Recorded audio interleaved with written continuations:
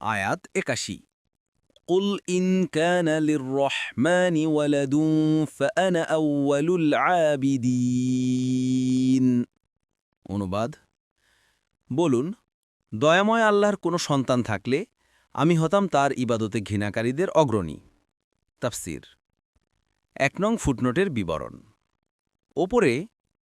আবিদিন এর অর্থ করা হয়েছে ঘৃণাকারী এটা আরবি বিভিন্ন বাকৃতিতে ব্যবহৃত আছে অন্য অনুবাদ হচ্ছে বলুন হে মোহাম্মদ যদি রহমানের কোনো সন্তান থাকে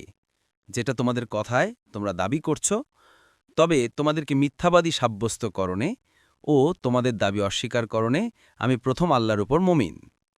কারণ তার কোনো সন্তান থাকতে পারে না তখন আবিদিনা শব্দের অর্থ হবে মুমিনিনা আর কথার বাকি অংশ উজ্জ্ব থাকবে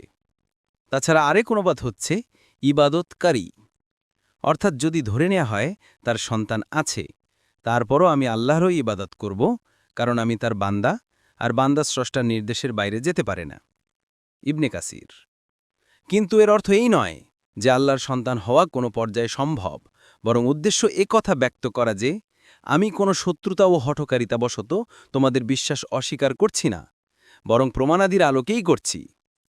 বিশুদ্ধ প্রমাণাদি দ্বারা আল্লাহর সন্তান থাকা প্রমাণিত হলে আমি অবশ্যই তা মেনে নিতাম কিন্তু সর্বপ্রকার দলিলের বিপক্ষে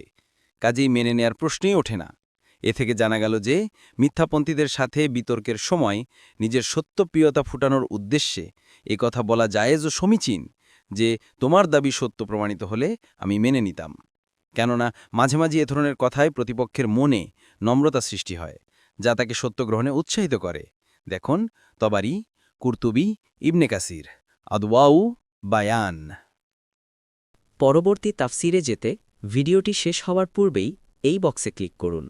ভয়েস বা উচ্চারণে অনিচ্ছাকৃত ত্রুটি ক্ষমাসুন্দর দৃষ্টিতে দেখবেন ইনশাআল্লাহ